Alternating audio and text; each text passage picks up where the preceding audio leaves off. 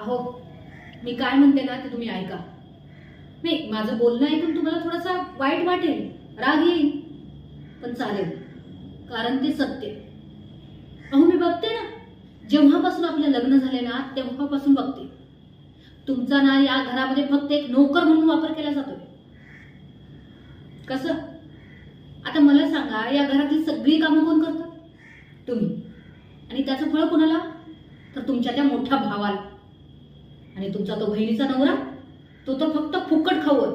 अहो, साधं पाणी पिलेला तांब्या सुद्धा उचलून ठेवायला त्याला जीवावरती येते, आळशी कुठला. आणि सणावाराला यांना मान मात्र हवा असतो. का? का तर ते या घरचे जावई बापू आहेत ना. ऐकून जावई बापू. अहो, तुमचे वडील ते सुद्धा काही महत्वाचा निर्णय घ्यायचा असेल ना तर तुमच्या भावाला विचारतात, तुम्हाला नाही. मग तुमचं अस्तित्व काही आहे की नाही?